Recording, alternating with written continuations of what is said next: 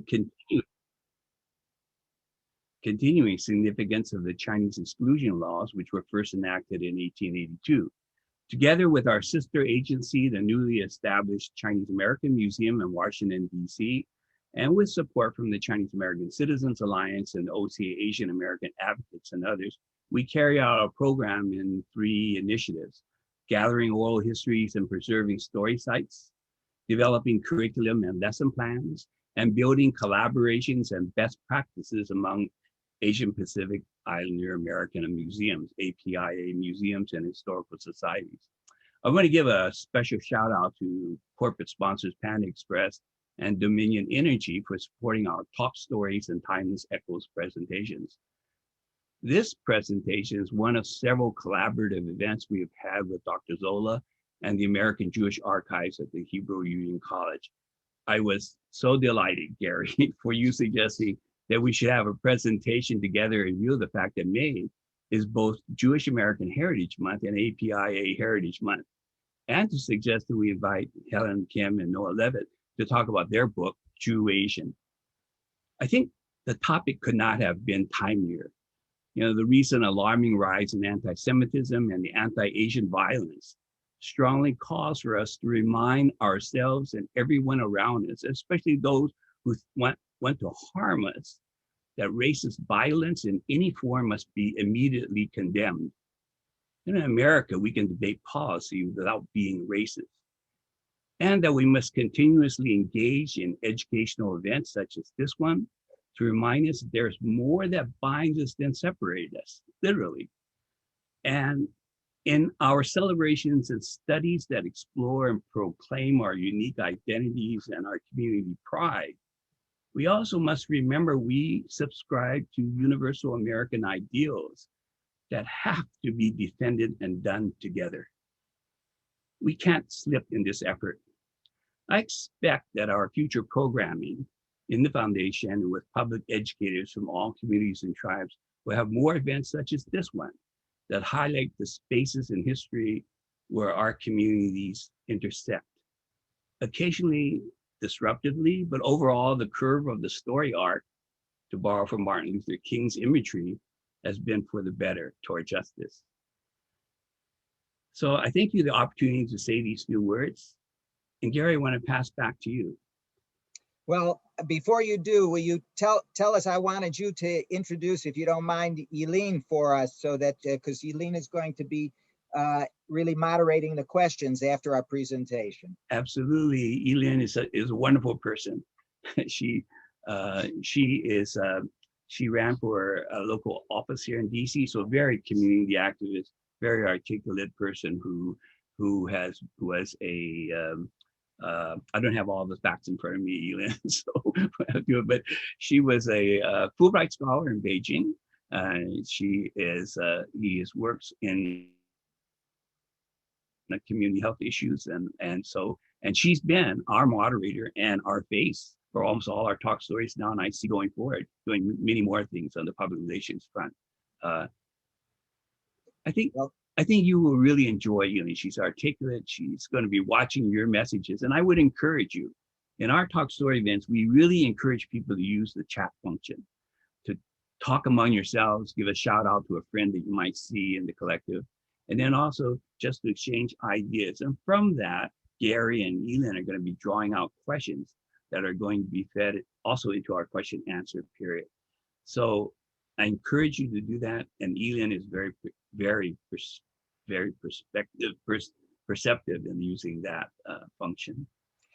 Well, great. Eileen, I'm looking forward to your moderating the discussion after our presentation. Now, thank you, Ted, so much. And before I introduce our panelists and our distinguished scholars for this afternoon, I just want to say a word or two again about some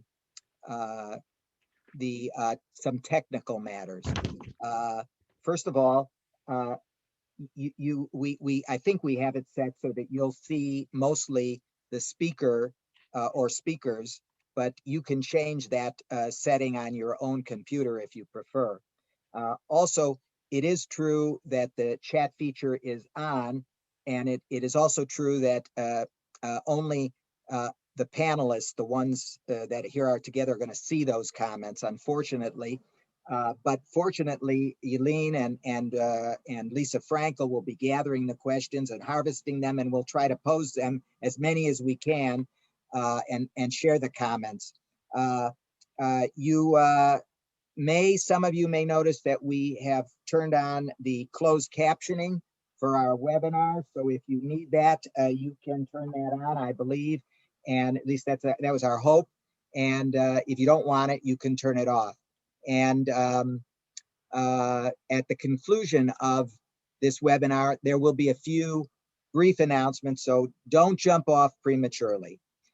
Okay, now, without any further ado, I want to turn to our program. It is my pleasure and privilege to introduce Professor Helen K. Kim and Mr. Noah Levitt, who are the authors of the fascinating volume, which I actually have read and assigned to a student this summer, JewAsian. Dr. Kim has assumed the position of Associate Dean for Faculty Development at Whitman College in Walla Walla, Washington on July 15th, 2019. Prior to her appointment, Dr. Kim served as Interim Vice President for Diversity and Inclusion, and she is currently a professor of sociology and director of Encounters, Whitman's first-year experience there at the college.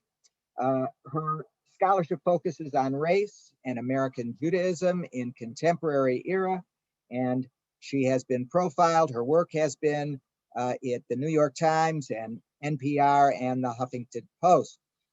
Now, Dr. Kim's co-author, and in case you have not yet guessed, also her husband is Mr. Noah Levitt, who's also affiliated with Whitman College. Mr. Levitt has taught sociology and general studies and has also been a longtime member of the administration at Whitman College and one of the school's pre-law advisors. Their book, which I'll tell you more about after the program, JewAsian, is a qualitative examination of the intersection of race and religion and ethnicity in the increasing number of households that are Jewish American and Asian American. And I urged the authors to, though the book goes on to, it touches upon many topics, I urge them, to reflect upon a little of the writings that they did explaining the history of the Jewish community and the Asian community in the United States, and also to talk about some of their findings regarding identity, particularly with regard to millennials and multiple identity issues. And finally, maybe to touch a little bit upon, which is not really a topic of their book, but is an important topic for us today, the issues that Ted has brought to our attention, that is the rising anti-Asian and anti-Jewish issues in the United States of America. So Dr. Kim, Mr. Levitt, thank you so much for being with us. The floor is yours. Thank you so much, Dr. Zola, for that really lovely introduction. Noah and I are really excited to spend some time with you and the rest of the audience over the course of this next hour, and we want to extend our gratitude to Ted and Eileen and Lisa, who we can't see, and to just say, in terms of the co-sponsors and co-hosts, this is, as Noah and I were looking at the visuals, it's the most number of partners and the most, I would say, diverse set of co-hosts and co-sponsors that we've had the opportunity to benefit from in terms of an invitation. So thank you to everybody for making this happen. You're very welcome. Yeah. So Noah and I are going to do three things, as Dr. Zola said. We're going to talk a little bit about some of the historical connections between the American Jewish community and the Asian American community, to sort of lay out and recall a history that we don't want to be forgotten, because it certainly influences not only how Noah and I think about our book, but also in terms of what is going on in the world today. We're going to talk a little bit about some of the findings in our book, JewAsian. And then Noah and I are going to end with some of our reflections on what is going on in the United States and around the world with regards to anti-Asian violence and racism, as well as anti-Semitism, to sort of come full circle and try to make the history come alive. And we'll also end with what I would hope would be some hopeful remarks as well. So for those of you who may think that the history between the American Jewish community and the Asian American community might be going down a path where we would be talking about the connections that Jews have on Christmas to going to Chinese restaurants, or being in the Lower East Side, where they could go to Chinese restaurants and eat safe trafe. We'll save that body of literature and discussion for another time. That is not the direction that we are going in. The history that we really want to underscore is one that is about who it is that Asian Americans and Jewish Americans are in the popular American discourse, particularly around what it means to be American, what it means to be an assimilated American. And that's really two sides of a coin, on which one side is the perpetual foreigner side, and the other side is the model minority side. So with regards to the first side, the perpetual foreigner side, going way back in the history of the United States, particularly in the 19th century, where basically the United States sort of didn't know what to do with Asians, and particularly the Chinese, as well as Jews, because according to the black-white binary, Asians and Jews didn't really fit. And so if you were a white Anglo-Saxon Protestant heterosexual male, that was a status along racial, religious, gender, and sexuality lines where you had access to resources and power. And so what that resulted in with regards to this interesting historical connection between American Jews and Asian Americans was that in the popular discourse and imagination, Asians, and particularly Chinese at the time, and Jews were outside of that black-white binary, and they were seen as these perpetual foreigners.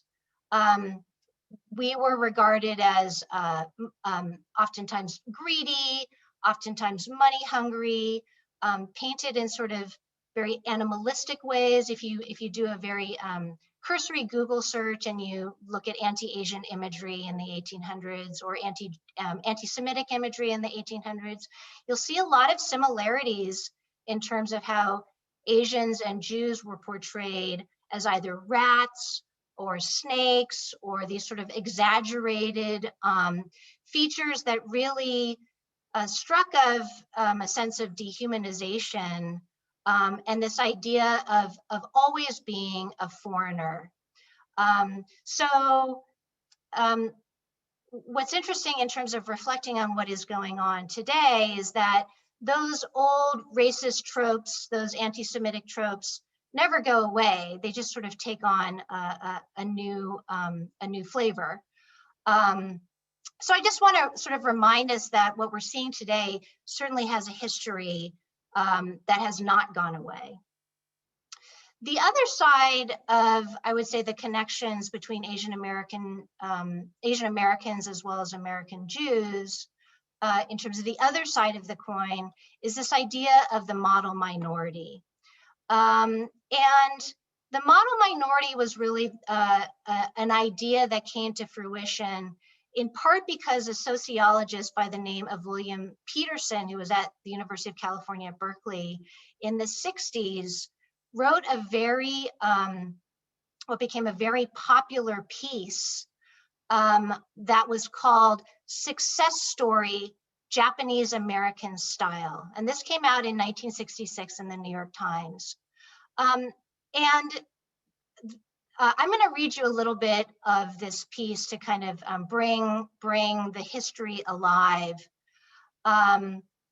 So William Peterson says, asked which of the country's ethnic minorities has been subjected to the most discrimination and the worst injustices, very few persons would even think of answering the Japanese Americans. Yet, if the question refers to persons alive today, that may well be the correct reply. Like the Negroes, the Japanese have been the object of color prejudice. When new opportunities, even equal opportunities, are opened up, the minority's reaction to them is likely to be negative, either self-defeating apathy or hatred so all-consuming as to be self-destructed. For the well-meaning programs and countless scholarly studies now focused on the Negro, we barely know how to repair the damage that the slave traders started.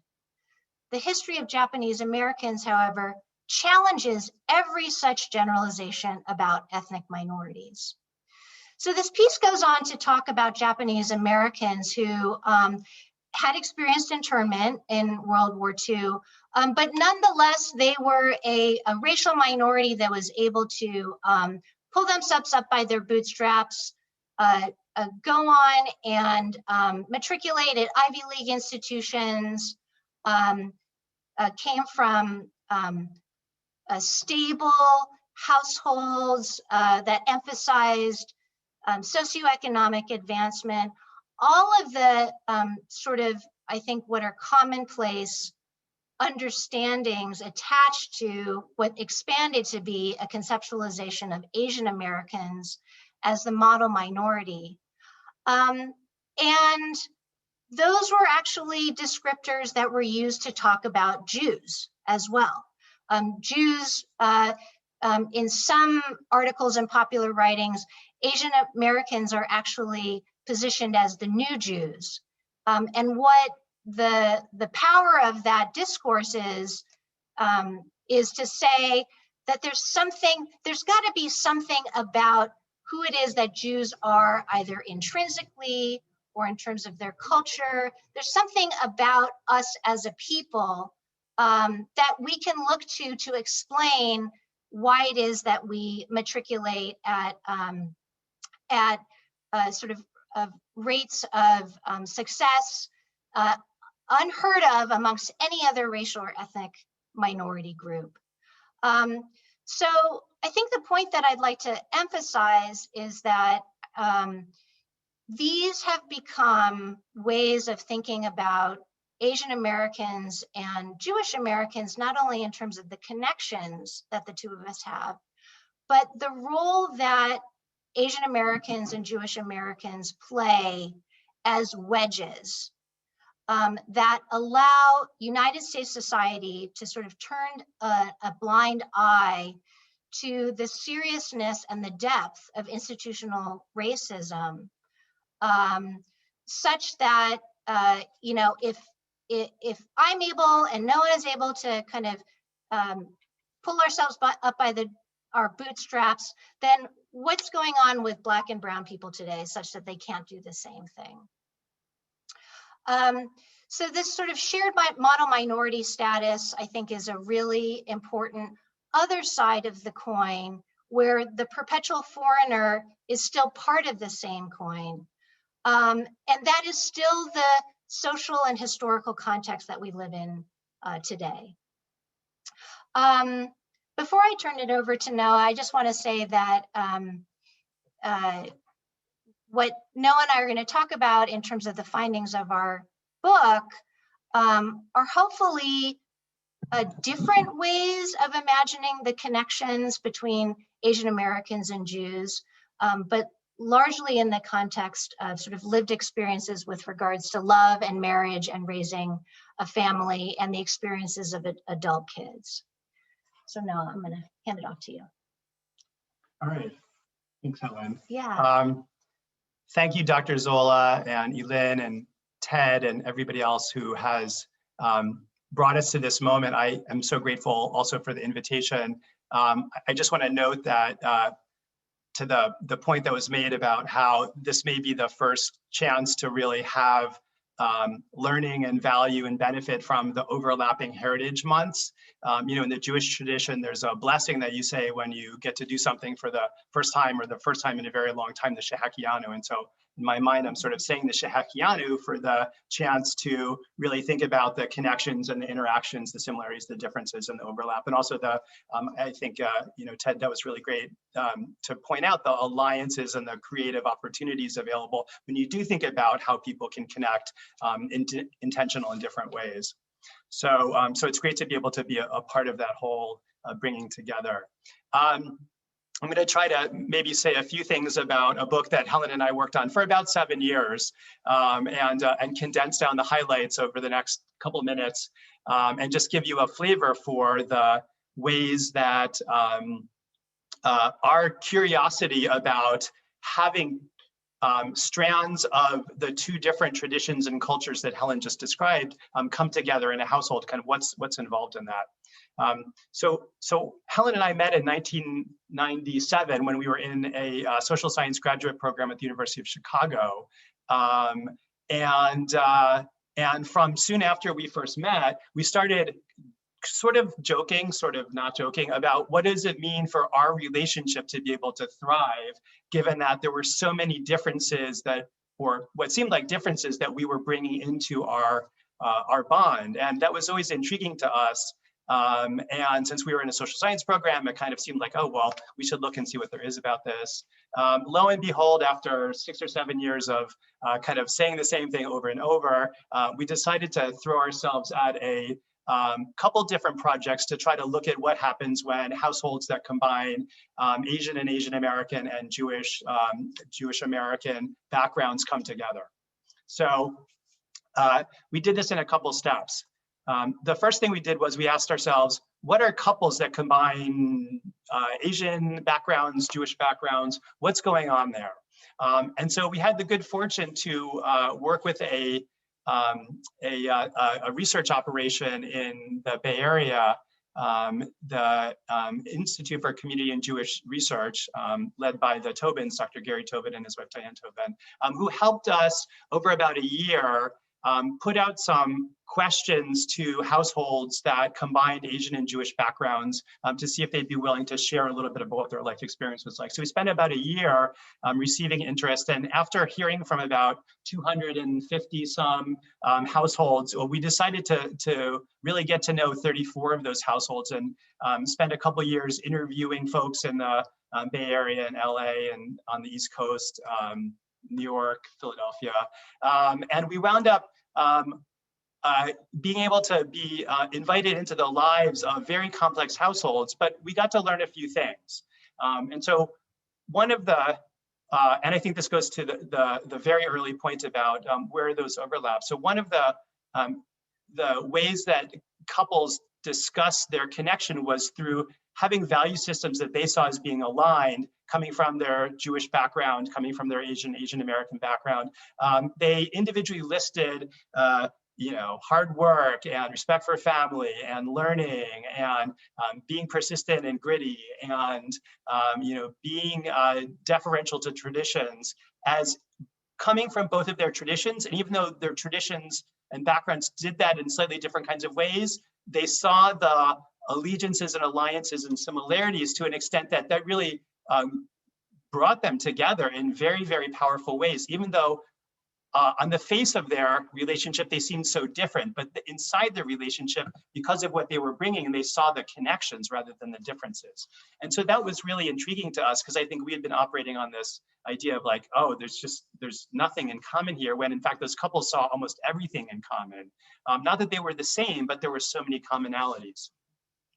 So the second thing that seems relevant to our discussion today is that in the couples where there was this combination of Jewish background, whether it's religious Judaism or not religious Judaism, just cultural Judaism, and Asian backgrounds, we saw the production of Jewish religious practice in a very strong way that, again, we weren't really expecting it. And it was quite different from what we were expecting, which was either which is what we had seen in a lot of the literature on Jewish studies at the time, kind of a reduction or a dilution of Jewish practice, or sort of a mixing together of Judaism with other kinds of either religions or belief systems, what some people call syncretism. But we saw neither of those things happen. We saw the couples working together to create Jewish households, and Jewish households where it wasn't just, I feel Jewish and I'm, again, to Helen's point about the food, I'm kind of eating Jewish food, but, Shabbat services and membership in synagogues and household practices and holiday observances and so many other markers of what does it mean to be a practicing Jewish household. And so, so these Jewish Asian households saw themselves as being so interwoven and also so able to create Judaism and to want to also, I guess, pass on to their kids in households where there were children or where there was the expectation of children in the future, having children who identified as Jewish in a Jewish household. So, when we research, we always kind of think we know what we're going to find. But in this situation, we were basically wrong on both counts from where we started to where we wound up. So that was our chance to understand the couples. And then, do you want to talk about some of the kids? Okay. So part two of the project. So part two of the project was, and the question is always, well, so what about the kids? Just to be crystal clear about something, we did interview kids, adult kids of intermarriages where one partner is racially and or ethnically Asian of any religious or cultural background, and the other partner is Jewish of any racial background. And the thing that I want to be clear about is that we did not interview kids of the couples we talked to. This was a separate set of largely millennial children, grown children who were the offspring of couples like the ones that Noah and I interviewed in the first part of our study. So it was interesting. What was really interesting and I think timely for us in terms of our discussions with the adult kids is that when we were doing these, having these conversations with these adult kids, these are individuals who grew up in a time where they, because of changes that started in the 2000 census, were able to think of themselves in ways that sort of expanded our traditional notions of racial identity. So the 2000 census was the first time that people could select one or more race as they were filling out their racial categories. So this group of adult kids, we asked them a whole host of questions around identity, really first and foremost saw themselves as multiracial individuals. So that sort of looked like, well, I'm Jewish and Asian, I'm white and Asian, I'm mixed race, I'm biracial. There are lots of different ways in which they used language to sort of code and think about themselves as very much multiracial people. And having that sense of multiracial identity, I think, made them feel unique, but also made them feel as though they got to be sort of part of a variety of different racial and other types of circles where they can either be insiders or outsiders looking in. So that's one, I think, important aspect of how it is that these adult children really saw themselves. They really saw themselves as multiracial first and foremost. Secondarily, and I would say relatedly, these were children who really saw themselves as definitely Jewish. So they were often children who grew up in homes that were very similar to the ones that Noah described in terms of level of cultural and religious practice that happened on a consistent basis. They had a really strong sense of Jewish identity that was pretty unwavering when we talked to them. I would say secondarily, if we think of identity along a spectrum, their sense of Jewish identity was very strong. Their sense of Asian identity was strong, but it was not as strong as their sense of Jewish identity.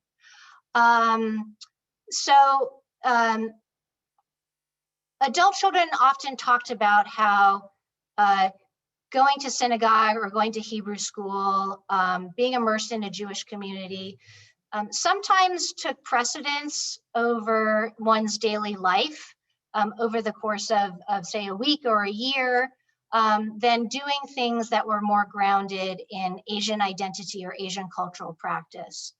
Having said that, I would say, Noah and I would say that for the adult kids, they very strongly identified as both Jewish and just a slight bit below as Asian.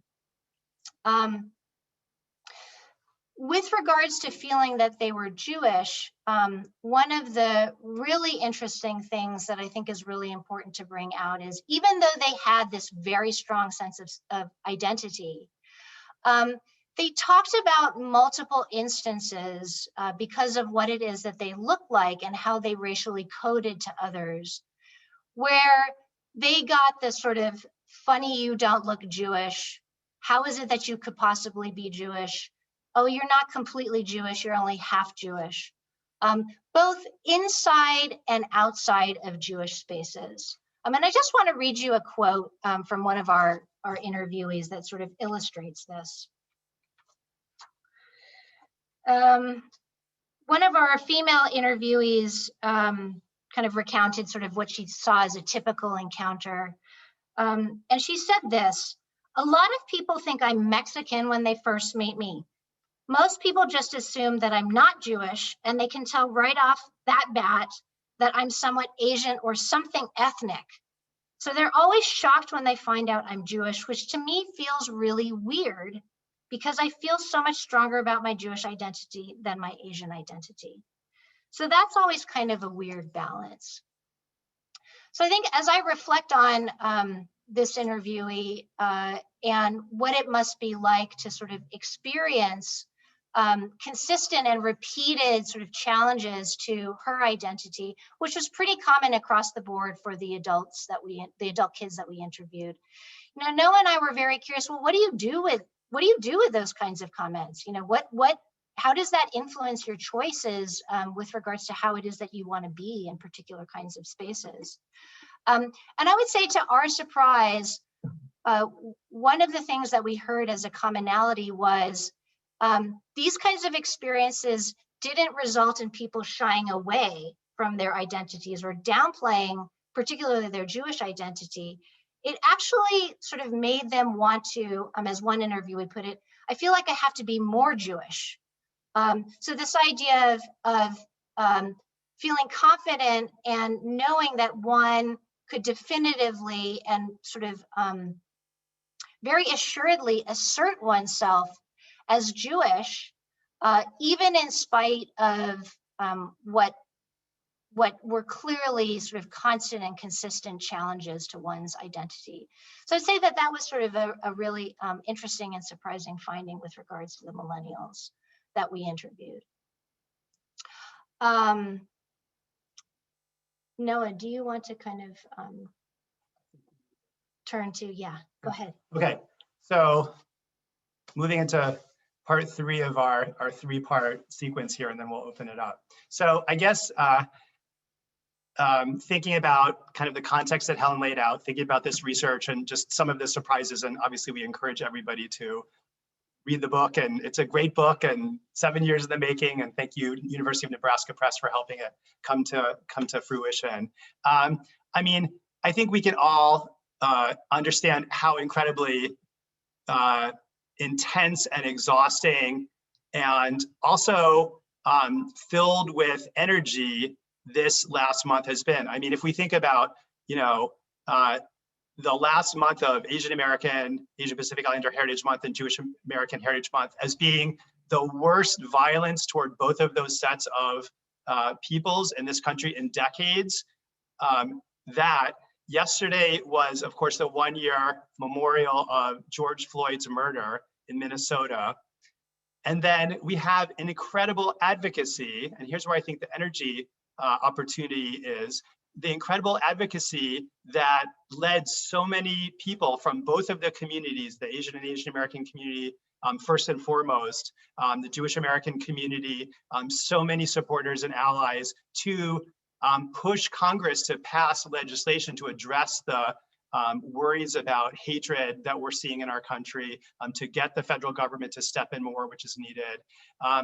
Those understandings of those alliances, unfortunately, coming out of so much strife and violence and conflict and discord and hurt, you know, it's this amazing moment to think about what are the ways that communities that maybe don't know very much about each other or have certain preconceptions about one another can either challenge those or open those up or break those down and realize, you know, as was said at the very beginning of our event today, you know, there's so much in common once we get to know each other.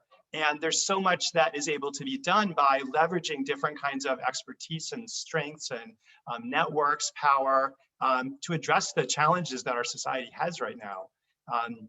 And so I think I just wanted to offer a little bit of a story about a chance that I had earlier on in my career to be involved in a Jewish space where I was helping a Jewish community create connections with non-Jewish communities in Chicago, with Latinx communities, with Asian American communities, African American communities, to do public policy advocacy work at the local, state, and national level on issues that were affecting all of our community members and congregation members and neighbors and friends through the Jewish Council on Urban Affairs. And that was an organization that was set up by a rabbi, Rabbi Robert Marks, who of blessed memory passed away earlier this year, who, going back to what Helen was saying at the beginning of our session, understanding some of the realities about being in the middle, you know, Jewish and Asian people being in that space in between Black people and white people and having this different kind of identity, not really included, but sort of pulled into different spheres, understood that there were some opportunities for advocacy. And so Rabbi Marks developed this theory called interstitiality, where he saw Jews being able to not be victimized by being in the middle, but by seeing what can be done by being in a space where you have connections to both, you know, power above and below you, and being able to operate in both of those spheres to make positive changes for communities, you know, throughout the city of Chicago. And so I raise that today because Rabbi Marks approached his work kind of through this theoretical and historical lens, but also in a very practical boots on the ground standpoint to change public policies and to create laws or to work against laws that were either bringing people together or creating divisiveness in his city. And that seems like so much what 2021 offers us right now, is to think about how when we do have that chance to learn more about people from different backgrounds, whatever it may be, not just Jews and Asians, but from so many different backgrounds that make up our country, there's almost always that ability to find a way to do work together for the benefit and the shared interest of not just our two groups, but so many other groups as well. And I think that American society has been given that chance to really experiment and understand that now in a way that we haven't for a very long time. And as I said, unfortunately, it comes out of so much pain and hatred and violence. But you know, we also see so many people really stepping in and trying things they haven't done, and meeting their neighbors, and you know, getting in touch with their elected officials, you know, doing research in archives to understand the histories of like what really has been our story or has been the story of the people that we're getting to know. And I think, you know, what's so great is like Dr. Zola, you and Ted, you have such a great friendship, and that friendship gives you the chance to put projects like this together that then create the chance for so many other people to learn to understand folks they may not have known, and then to work with them on issues of common good, which then reinforces the friendship, which then of course makes it nicer to do the next project together in that virtuous circle. So I think, you know, what you're doing today is just such a great example of that. And, you know, fortunately we had the chance to look at when households do this inside the household.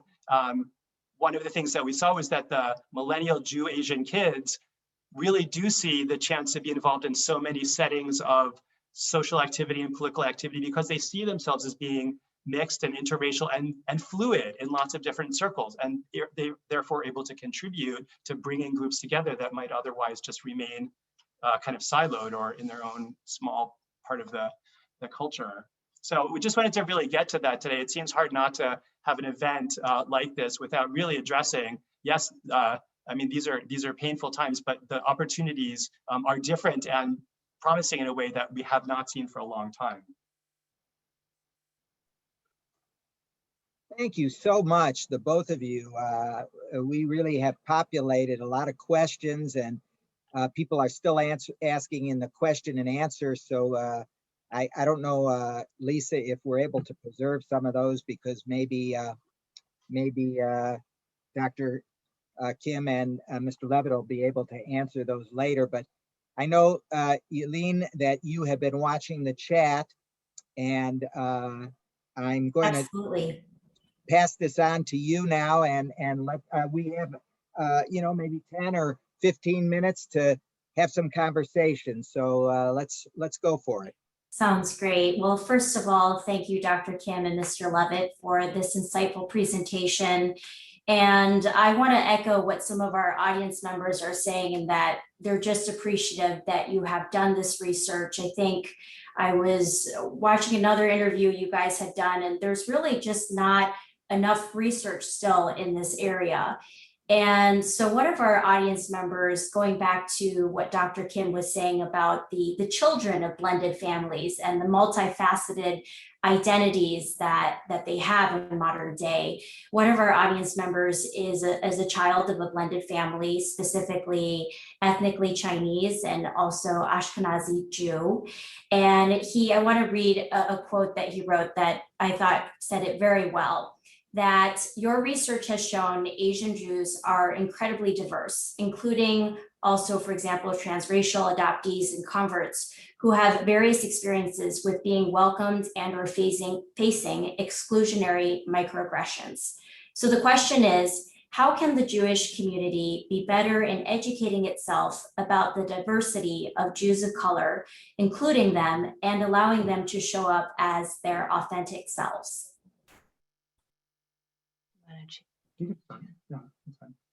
First of all, thank you for that question.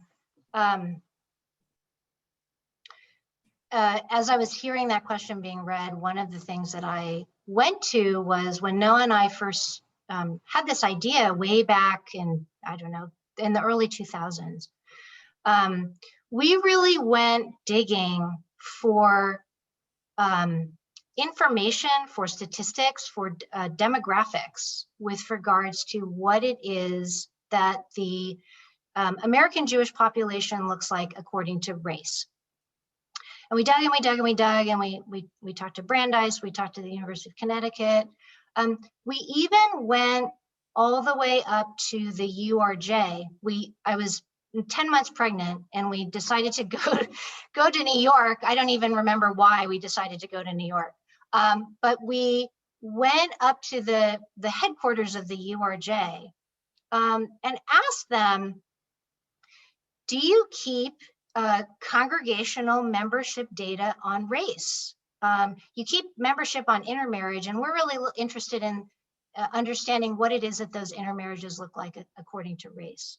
And we met with a sort of somebody on the way up the totem pole who said, no, we don't keep data on race. And I'll never forget this conversation.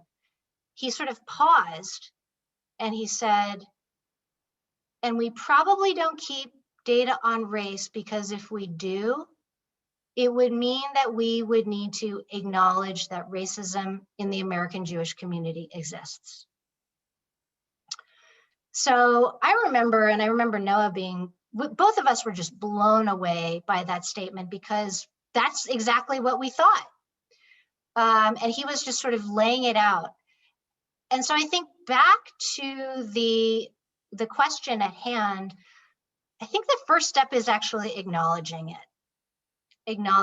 And not only in terms of who it is that we are with regards to the racial diversity in our midst, but the problems and the opportunities that then accompany what it means to recognize somebody like me as a member of the American Jewish community, and also to recognize the totality of my experiences, some of which have been incredibly welcoming, and some of which have been incredibly exclusionary.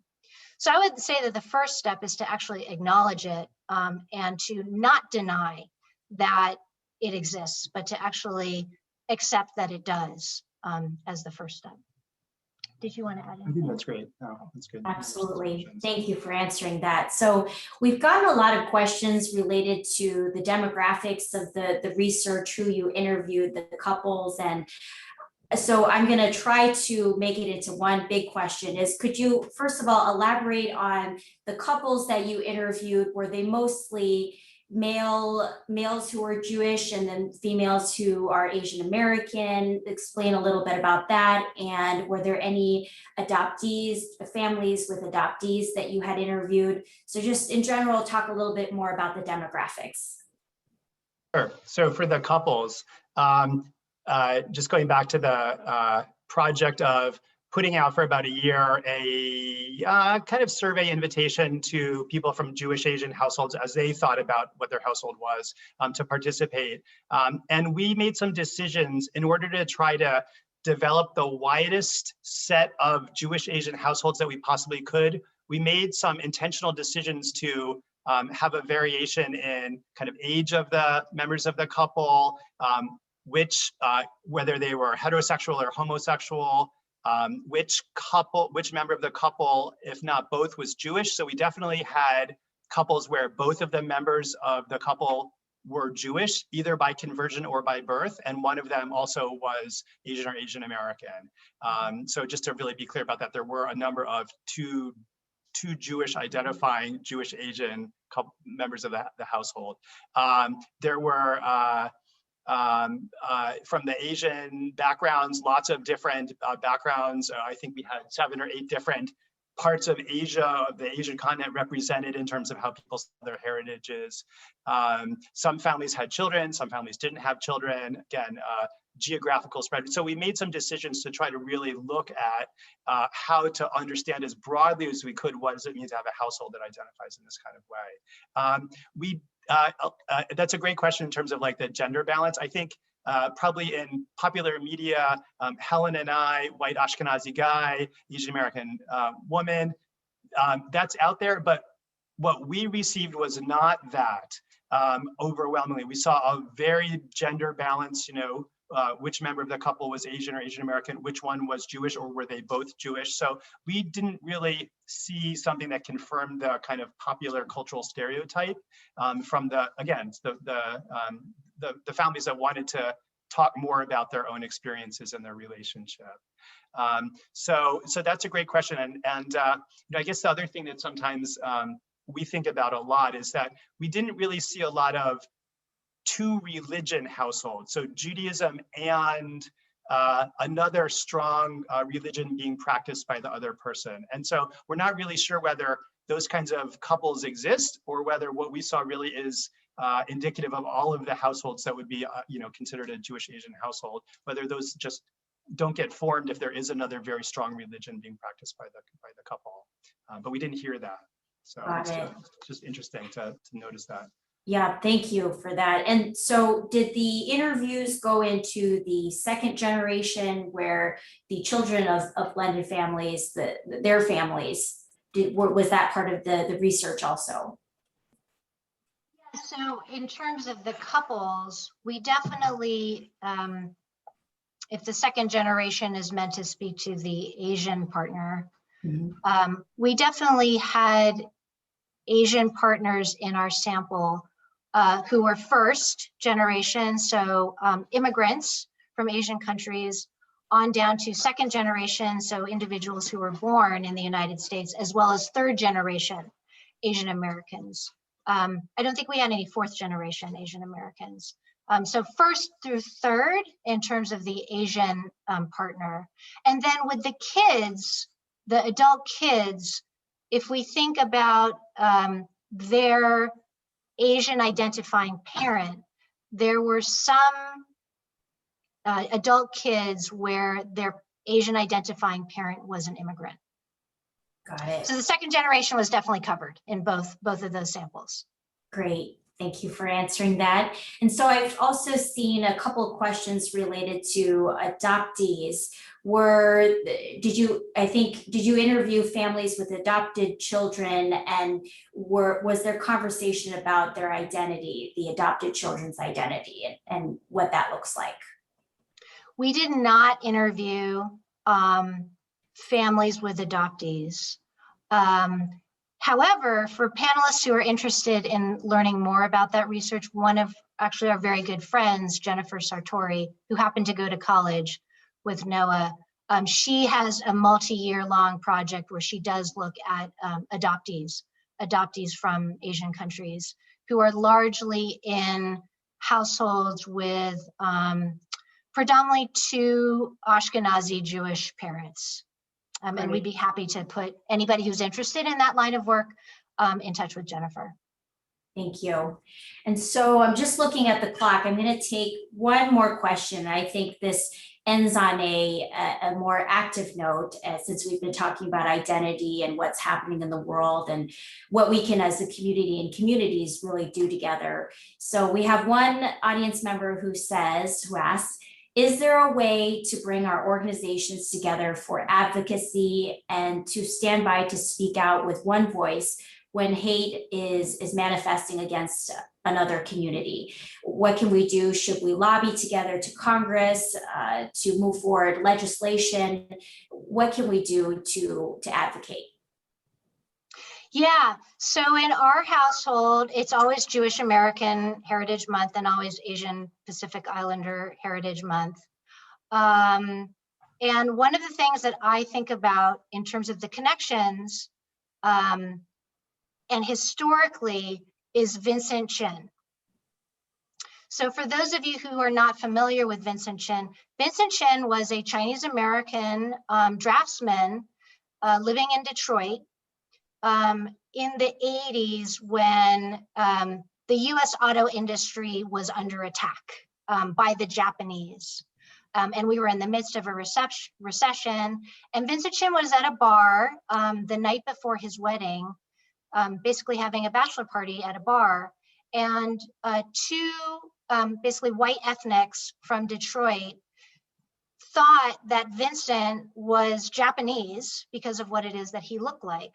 And proceeded to basically chase him and murder him with a baseball bat. These two individuals were tried in Wayne County Court, and they got off with a fine and probation time. And that ruling, that judgment from the judge, that verdict, as well as punishment from the judge, really sparked a massive outcry and really galvanized what at the time were disparate Asian ethnic communities to become one. And additionally, it really was such an important historical moment in terms of the Asian American community working with synagogues, working with the African American population to do exactly what you were talking about, Elaine, in terms of cross-coalition building to push for reforms for legislation such that the second trial that took place was one in which this went to the level of civil procedure. It was the first time that a case involving an Asian American was tried under civil rights legislation invoking hate crimes. So all of that is to say, I think we don't need to look so far back in our history to point to examples like Vincent Chen, to think about the work that has been done and continues to be possible to bridge our communities and have us come together to push for change. Well, thank you so much, Dr. Kim, Mr. Levitt, for your time and speaking on all of these important topics. And also thank you to our audience members for submitting all of your comments and questions that we tried to get to as many as we can, but really appreciate the engagement. And on that note, I want to pass it to Dr. Zola for closing remarks. Eileen, thank you so much. My goodness, you did a terrific job. And I'd love to do more webinars together just so you could moderate the questions. You did such a great job. Thank you very much. And Eileen, really, I'm so grateful to you. And before we conclude today, friends, I do want to once again, on all of our behalf, thank Dr. Kim, Mr. Levitt, for being with us and for really helping us today with this very illuminating and interesting summary of some of their research. Really, we appreciate both of you and we appreciate your work. Lisa Frankel, who is my collaborator and partner at the American Jewish Archives, I'm hoping, Lisa, that we can capture some of the questions and comments that we couldn't get to, because I saw people asking all sorts of interesting questions about how the two communities could work together and different circumstances, people wanting to know how they can be in touch who are from the cohort of Jewish and Asian individuals and how they can communicate with one another. So we're going to try to do that, friends.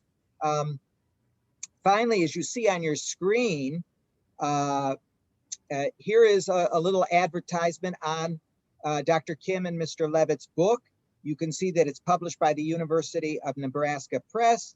I put the URL up here for you so that you can just click on that URL or just take it down, you know, University of Nebraska Press, and order the book. And Dr. Kim and Mr. Levitt have been so nice.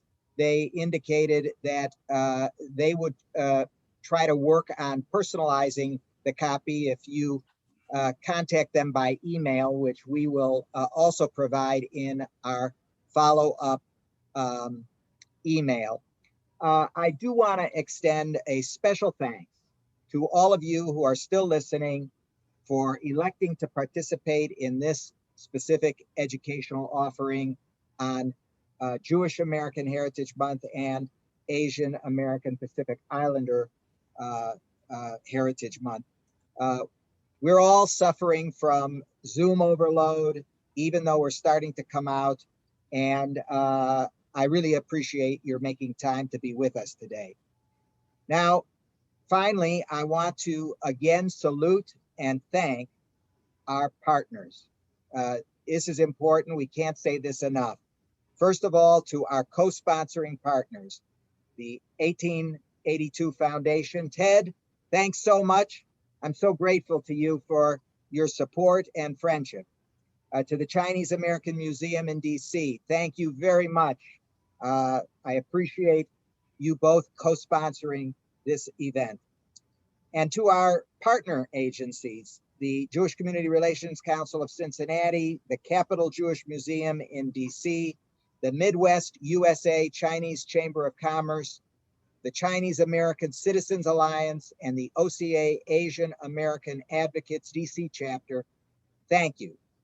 And last, but certainly not least, my personal gratitude, all of our gratitude, goes to the remarkable, amazing staff and administration of the American Jewish Archives, and in particular, someone who is visual to us today, right now, but has done so much work on these webinars, and that's Miss Lisa Frankel, whose contributions to the AJA for the past 2 decades defy enumeration. Now, friends, please remember to visit the AJA, and you can do so by seeing now here our brand new website. We just rehauled it, so you'll want to visit. It's really very wonderful, and get to know all the things we offer. You will find a recording of today's webinar on our website and also on Hebrew Union College's special online learning portal, which is called HUC Connect, which you can find on HUC's website. So it's going to be available in many places. If you want to get to HUC's website for online learning, it's very simple. It's huc.edu online learning. So finally, friends, thank you again. To one and to all, let me say, shalom, Saishin, sayonara, aloha, and goodbye. I hope we have many opportunities in the future to be together again. Thank you so very much. Thank you.